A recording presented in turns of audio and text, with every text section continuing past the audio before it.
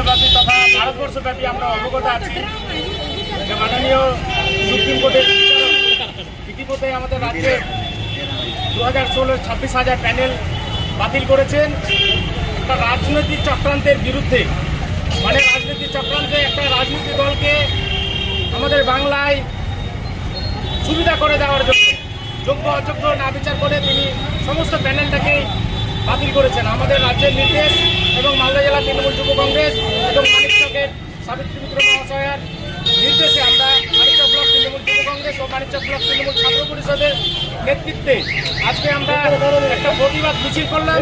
এই মিছিলে আমাদের ছাত্র যুবরা উপস্থিত ছিলেন এবং এই মিছিল থেকে আমরা একটা বার্তা দিতে চাই বিজেপি এবং সিপিএর চক্রান্তিকারী যে দল রয়েছে তিনারা যতই চক্রান্ত করুক বাংলার বিরুদ্ধে আমরা ছাত্র যুবরা তথা মানিকচক ব্লক এবং মানিকচক ব্লক তৃণমূল ছাত্র পরিষদ তথা মালদার তথা বাংলার সমস্ত ছাত্র এবং যুবরা একত্রিতভাবে আমরা কিন্তু আগামী 26-এ আমরা আবার লড়াই করে আমরা বুঝিয়ে দেব যে বাংলার মাটিতে কোনো সাম্প্রদায়িক দলের কোনো ঠাঁই নাই, কোনো দাঙ্গাবাদী দলের কোনো ঠাঁই নাই, কোনো চক্রান্তকারী সিপিএমের কোনো ঠাঁই নাই। তারা যতই চক্রান্ত করুক বাংলাকে রোখা যায়নি এবং যাবে না। আমরা আগামী দিনে আবারও 2026-এ বুঝিয়ে দেবো এই প্রতিবাদ জানিয়ে এবং যোগ্য শিক্ষকদের পাশে দাঁড়িয়ে আমরা একটা বার্তা দিতে চাই।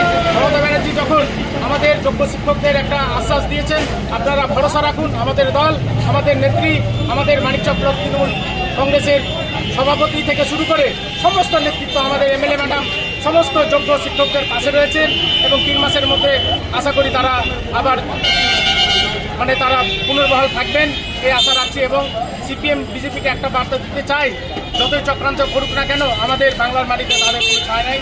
আমি শহীদুল হক, মানিকচক ব্লক তৃণমূল যুব কংগ্রেসের সভাপতি ভাই, আমার আশিস ভাই রয়েছেন মানিকচক ব্লক তৃণমূল ছাত্র পরিষদের সভাপতি, মানিকচক পঞ্চায়েত সমিতির সভাপতি, মানিকচক ব্লক তৃণমূল কংগ্রেসের মাননীয় সভাপতি মুন্না ডক্টর সাহেব এবং রাজীব থেকে শুরু করে সমস্ত নেতৃত্ব আমরা যোগ্য শিক্ষকদের পাশে রয়েছি।